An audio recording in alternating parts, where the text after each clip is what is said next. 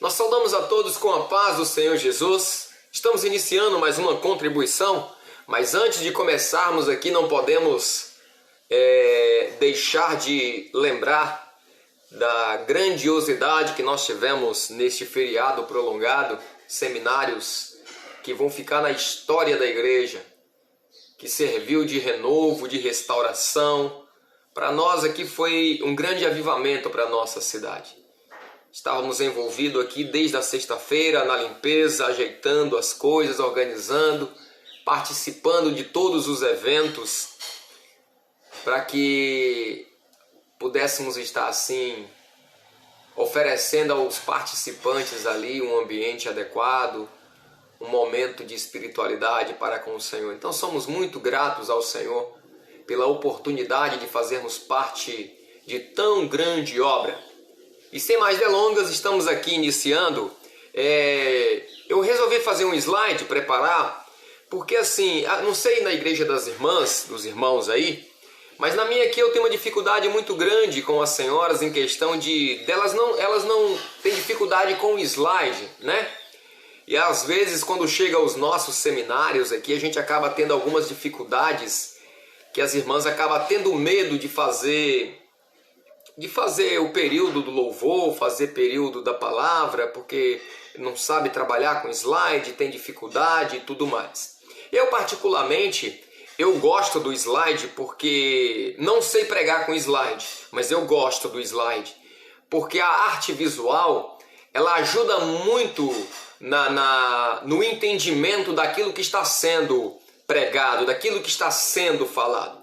Assim, se as irmãs pegarem, mesmo que seja pouco, ali 2, 3 slides, e começar a trabalhar com isso, quando chega o mês de seminários, quando chega o mês de evangelização, ela já vai estar mais atualizada com isso, vai estar mais, como se diz, vai estar mais identificada com o slide, até para poder estar locomovendo, até para poder estar pregando. É algo que eu particularmente gosto muito. Não uso com frequência porque eu não sei pregar, mas sempre que posso, eu estou sempre preparando. Eu preparei aqui coisa simples, viu, irmãs? Coisa bem simples, mesmo porque eu não tenho muito conhecimento de informática, mas para que pudesse esclarecer a respeito desse assunto. Então assim, as irmãs não levem em consideração se tiver alguma coisa fora, viu? Então vamos lá. O culto, nós vamos dar sequência, a semana passada, ao assunto, as teses, da reforma religiosa. E falamos, no final de semana passado, falamos a respeito do sacerdócio universal do crente. E hoje o tópico que nós vamos abordar é a salvação pela graça. Então, muitas pessoas desvalorizam por saber que é de graça, por saber que você não precisa pagar nada. É aquela grande questão: quem tem sede, venha a mim e beba. Venha e compra sem dinheiro e sem preço, Então você vai vendo que as pessoas acabam menosprezando por ser de graça, não sabendo que o que está por trás dessa mensagem é algo extraordinário. A gente consegue simplificar a salvação de uma forma bem chula, que a salvação é algo muito bom. Uma palavra bem chula para poder representar a salvação. É algo muito bom. A gente pode tentar aqui com palavras mirabolantes, com vários significados, mas eu acho que nenhuma chega à grandeza de algo muito bom. Então, eu achei essa palavra adequada para a gente poder apresentar a salvação pela graça. Amém? Então nós vamos lá. Nos textos aqui, que foi lido, foi deixado para a igreja trabalhar, é a respeito do culto no Velho Testamento. Se é possível a fé, ela ser fortalecida na doutrina do Velho Testamento. A pergunta é essa: sim ou não? Eu particularmente, eu acredito com todas as minhas forças que sim, Então aqui foi separado alguns elementos para que nós pudéssemos comentar o valor profético. Amém? Então nós vamos apresentar, olha para vocês verem como é que fica um pouquinho melhor, né? Não vou dizer que quando a gente se colocar só o nome, o cordeiro, só lá o nome do cordeiro, né?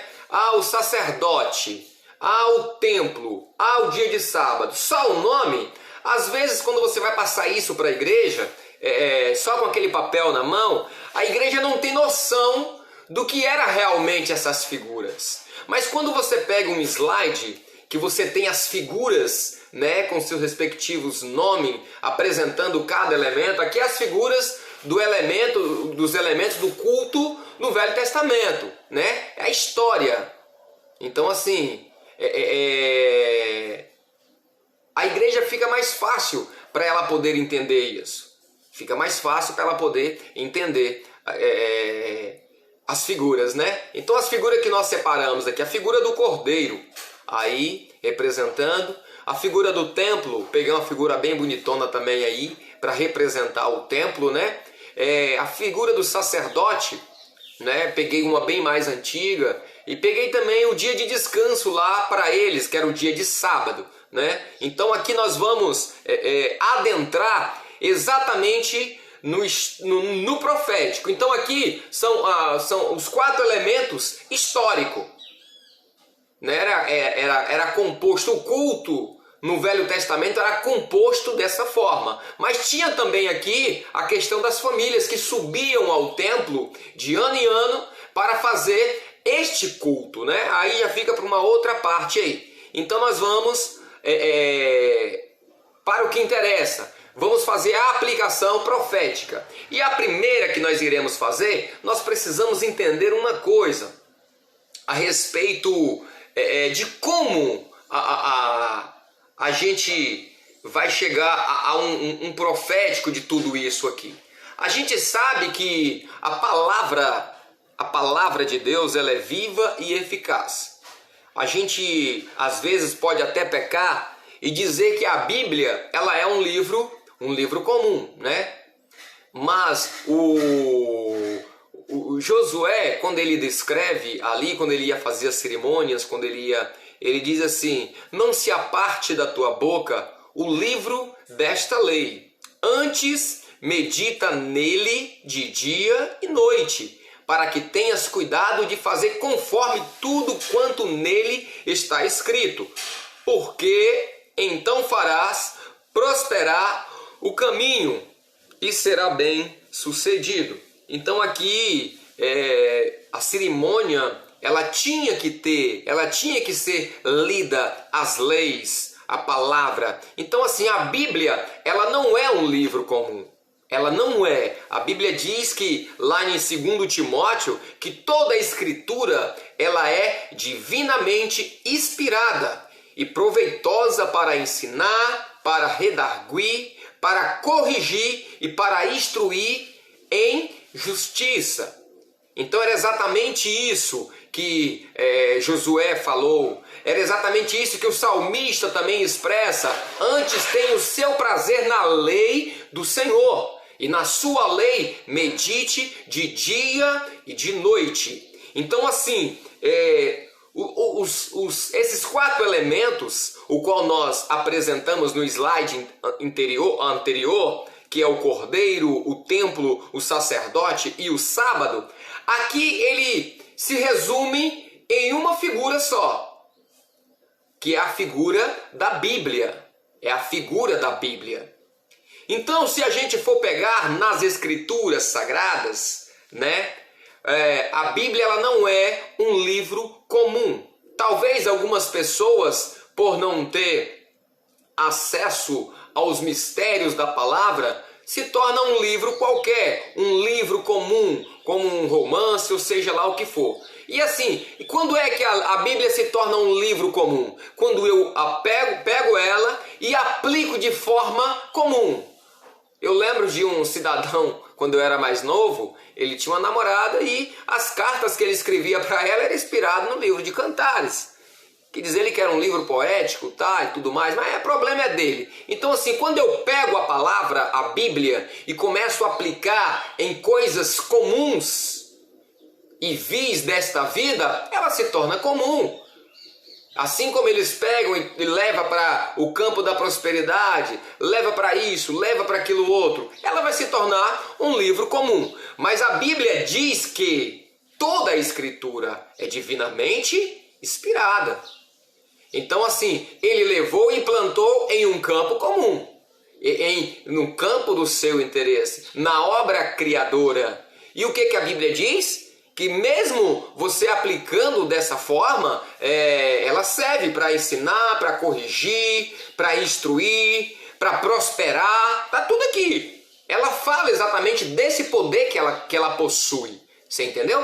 Então assim, a Bíblia, aqueles 4 elementos lá, a gente resume aqui em um só, a Bíblia. E no próximo slide aqui, nós vamos falar quem é a Bíblia. A Bíblia. Quem é a Bíblia? A Bíblia, ela é Jesus. Amém? A Bíblia é Jesus.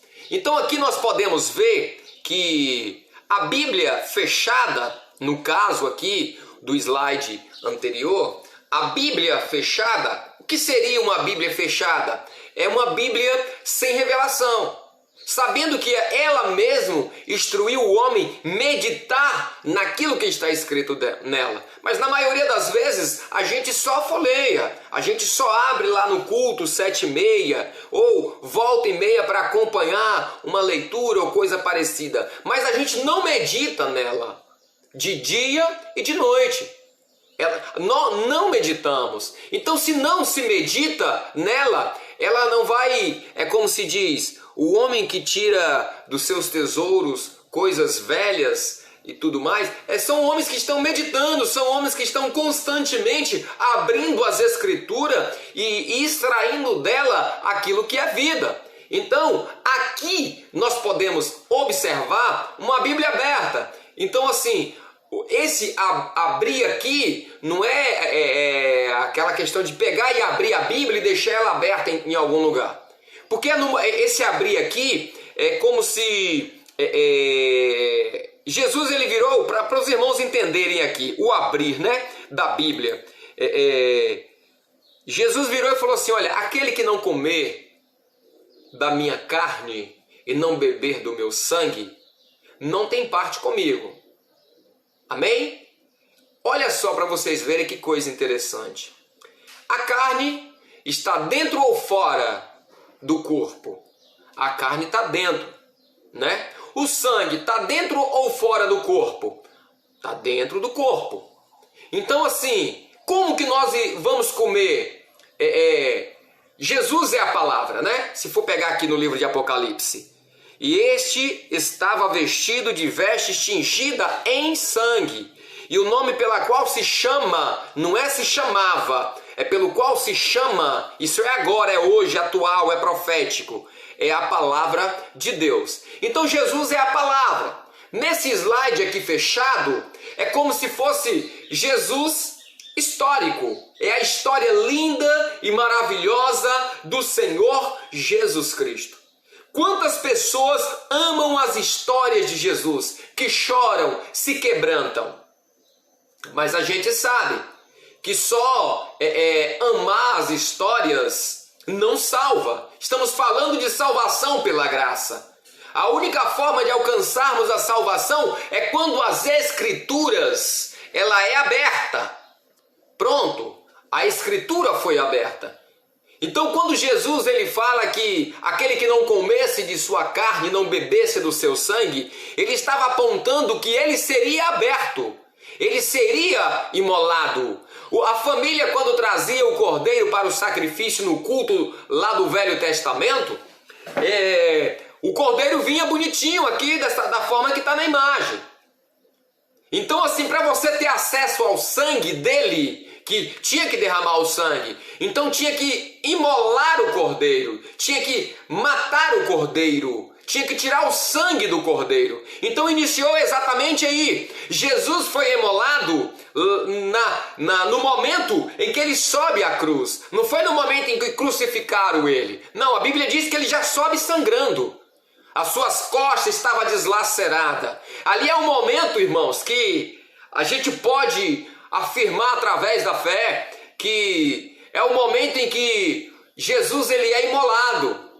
É o momento em que se corta para extrair o sangue. Lá na cruz do Calvário é o momento em que ele é aberto. Então ele sobe já sangrando.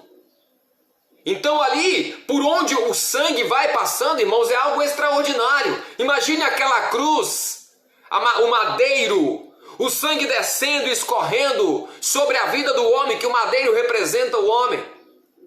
Mas ali naquele momento ali, o véu do templo se abre. É como se outrora Jesus, aquela história linda e maravilhosa, a Bíblia fechada, né? Que é história linda, coisa boa, olha que bom, que maravilha. E aí de uma hora para outra, daquele momento ali, a Bíblia não está mais fechada, porque se tornou um ato, a salvação se tornou gratuita. Então ela se abre, Jesus. E lá na eternidade, ele é conhecido pela palavra. A veste que ele está, não é uma veste que está com uma tinta cor de sangue. É uma veste tingida em sangue. E o nome pelo qual se chama é a palavra. Então no livro aqui de João, a gente vai vendo que depois que o véu do templo se abre, os mistérios começam a ser abertos. E Jesus aqui ele se torna um Jesus multiforma. Não é mais aquele Jesus histórico, o qual os profetas falavam. E muitos meditavam naquilo que o profeta tinha escrito. Só que agora eles têm a oportunidade de viver tudo aquilo que os profetas ensinou a respeito de Jesus, que no caso seria uma teoria. Da agora para frente eles têm como viver aquilo na prática. O próprio João, quando antes de Cristo morrer na cruz do Calvário, ele confessa a multiformidade de Cristo. Ele vira e diz assim, em João 1:29, no dia seguinte João viu a Jesus, que vinha para ele, e disse, eis o Cordeiro de Deus que tira o pecado do mundo. Então a gente vai vendo que aquela figura antes de Cristo morrer na cruz do Calvário, lá no Velho Testamento, era simbolizado por um cordeiro, um animal, ali, da obra criadora. Mas aqui a gente vai vendo esses elementos sendo substituídos por algo que é da obra redentora, daquilo que é da eternidade. É algo que Deus precisava fazer, substituir por causa da idolatria. E já nós vamos entrar no próximo aspecto, já vamos entrar logo aqui, que é a questão do templo. Aqueles homens idolatravam o templo. Aqueles homens, dentro do templo, havia um sistema religioso que enojava o próprio Jesus, que entristecia o evangelho eterno. É tanto que ele chega lá, a Bíblia diz que ele sai batendo em todo mundo, porque lá eles estavam com elementos, vendendo esses elementos. Então ele chega expulsando os que vendiam. Por quê? Porque da agora para frente nada mais será vendido a respeito da salvação. Por quê? Porque um alto preço está sendo pago para que mercenários não estejam dentro dos templos explorando os fiéis, explorando os seus rebanhos por falta de conhecimento. Então ele chega e expulsa todos ali que vendiam e que cambiavam dentro do templo. Aí Jesus vira assim, rapaz, eu estou vendo vocês nessa idolatria, situação difícil. Vocês amam mais a quatro paredes do que as vidas que entram aqui, necessitadas, precisando de uma bênção. Eu derrubo esse templo aí e construo em 3 dias. Ele já estava falando do profético. Ele estava mostrando que ele era o tabernáculo, que ele é o templo. Que se nós não estivermos de uma forma profética, entendendo isso, nós vamos estar como aqueles lá antigamente. Se nós estivermos aqui idolatrando aquilo que é terreno e esquecendo do espiritual, e eles não entenderam. Jesus respondeu e disse-lhes: derribai este templo e em 3 dias o levantarei. E ele: mas como? É impossível. Realmente era impossível, porque eles estavam aguardando Jesus para esta vida. Nós temos também a questão do sacerdote. Jesus de forma multiforma.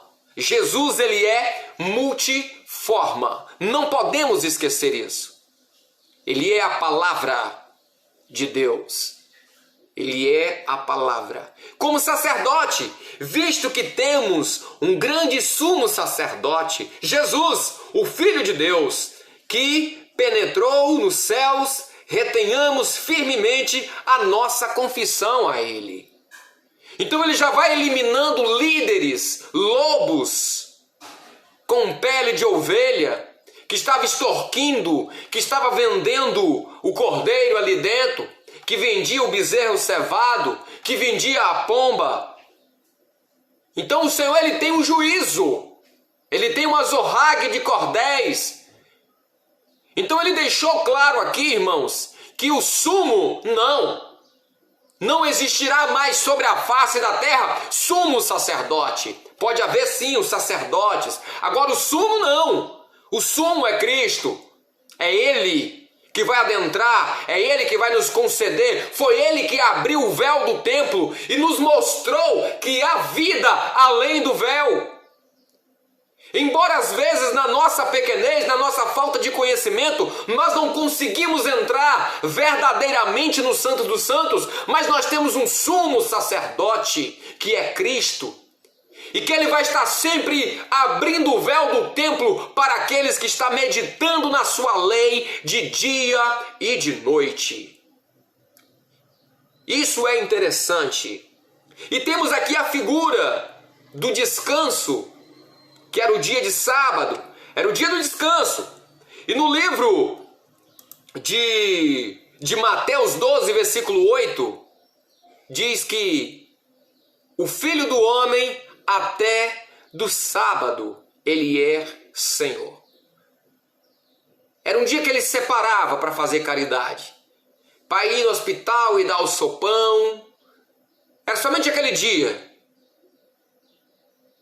E aquelas pessoas, havia mendigos ali, havia pessoas que precisavam de uma bênção. E as pessoas também se aproveitavam desse dia. Mas imagine aí, um Jesus que se apresenta agora como o Senhor do sábado, te dando uma oportunidade de operar a misericórdia todo dia, de operar o evangelho todo dia. Agora eu não preciso esperar para subir ao templo. Eu posso buscar o Senhor, mesmo estando na minha casa, no dia que não tiver culto no templo, mesmo estando no meu local de trabalho, mesmo estando na minha escola, seja lá onde for. Imagine um evangelho desse, é algo extraordinário. Mas as pessoas preferem separar um dia, por quê? Porque aquele dia será um dia visível. As pessoas vão ver que nós vamos sair na rua com panfleto, nós vamos fazer uma sopa, nós vamos sair pedindo para poder dar aos pobres e tudo mais. E aí quando você vai ver, ele não tira do dele. Então assim, ele vem e diz que ele é o Senhor disso. O nosso descanso, irmão, não é aqui. Nós não podemos estar escolhendo. Tem problema? Não tem problema. Mas então eu vou escolher vou orar só na quarta, vou jejuar só na quinta, vou fazer isso, aquilo outro. A Bíblia diz que, eu não lembro se foi Daniel, que orava 3 vezes ao dia. Então se ele orava 3 vezes ao dia, era porque o seu dia era bem programado. Era todo dia ele orava 3 vezes ao dia. Ele não tinha um dia na semana para orar 3 vezes. Então é isso que nós precisamos entender nesse momento agora. O templo não foi derrubado por acaso, irmãos. O templo foi derrubado por causa do sentido profético para nós hoje, por causa da idolatria daquele povo naquela época. Eles adoravam mais as quatro paredes, se tornaram crentes snob, crentes arrogantes, porque tinha um templo de quatro paredes. E quando entrava dentro, aquilo estava em miséria. A porta ali tampava um sistema de ladrão e salteadores. Mas bendito seja o Cordeiro de Deus que tira o pecado do mundo, que com sua própria vida e com seu próprio sangue derrubou o templo, desmanchou ali todo o sistema religioso corrupto e nos apresentou um evangelho eterno. E é isso que nós estamos dando continuidade hoje. Amém? Jesus como multiforma. Slide com a Bíblia fechada representa um Jesus histórico, que não deixa de ser algo extraordinário. Mas você quer ver o que os olhos viu, o que os olhos não viu, o ouvido não ouviu e não subiu ao coração do homem? Adentre nas Sagradas Escrituras de forma revelada. O Cordeiro aberto. Para você comer da carne do Cordeiro, ele precisava primeiro ser molado e depois partido. Jesus confirma isso quando ele está à mesa com os seus discípulos. Este é o meu corpo que é partido por vós. Tomai e comei.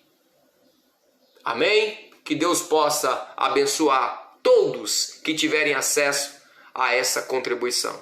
A paz do Senhor Jesus. Maranata, o Senhor Jesus vem.